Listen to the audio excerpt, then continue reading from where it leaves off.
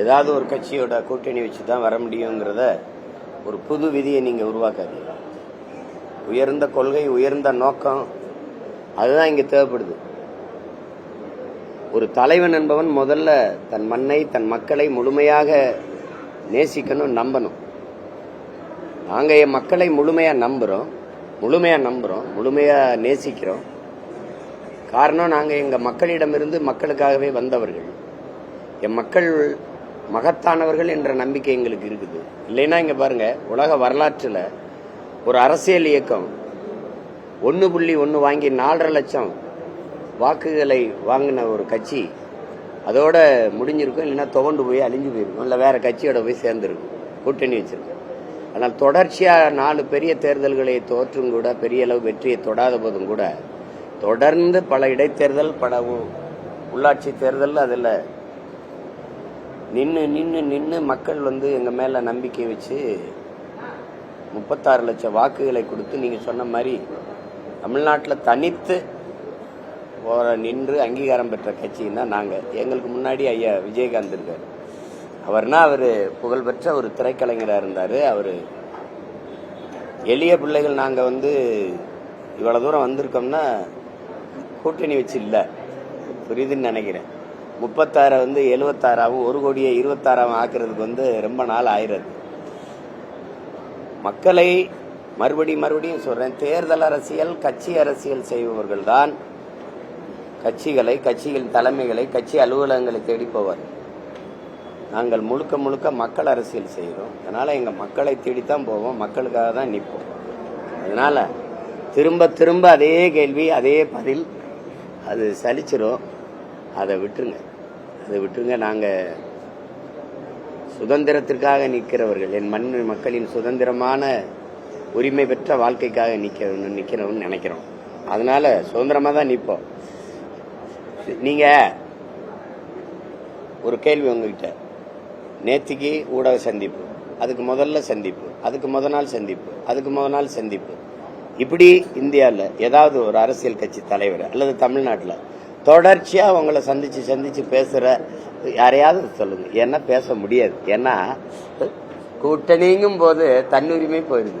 பேசிக்கலாம், தன்னாட்சி என்னங்கம்மா, கூட்டாட்சி, இதெல்லாம் பேசிக்கலாம். தனித்துவத்தோடு நிக்கிறோம். நாங்க தனிச்சு நிக்கிறோம்ங்கிற சொல்லை தவிர்க்கணும். மக்களுக்காக மக்களோடு சேர்ந்து நிக்கிறோம்.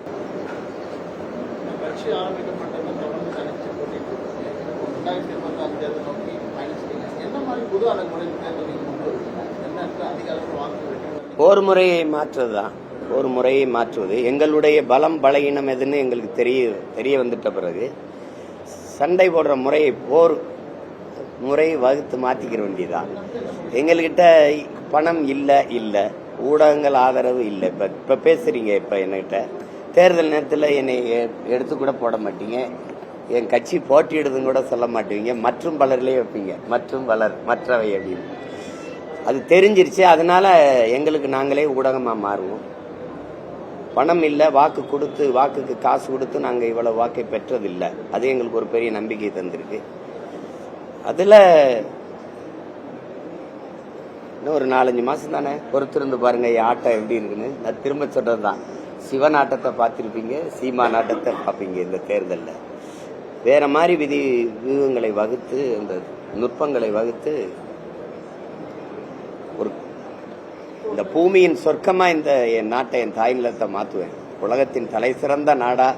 அது சொல்லும் போது நீங்க நம்ப மாட்டேங்கிறீங்க. நான் காட்டுவேன், எப்படி எங்க ஆட்சியில எப்படி இருக்கும் அப்படின்னு காட்டுவேன். அது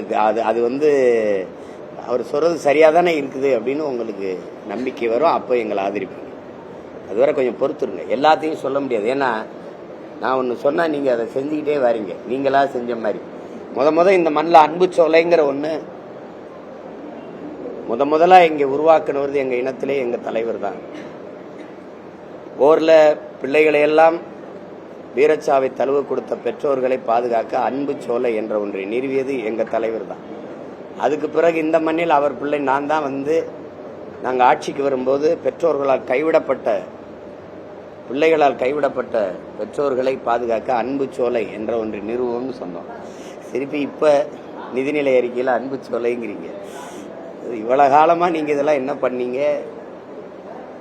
திடீர்னு தமிழ்ல அரசாணைம்பீங்க, திடீர்னு சொல்லுவீங்க. அதெல்லாம் நீங்களாம் யோசிச்சு சொன்ன மாதிரி சொல்லுவீங்க. அதனால கொஞ்சம் காத்திருக்கணும். செய்திகளை உடனுக்குடனும் துல்லியமாகவும் தெரிந்து கொள்ள சப்ஸ்கிரைப் பண்ணுங்க.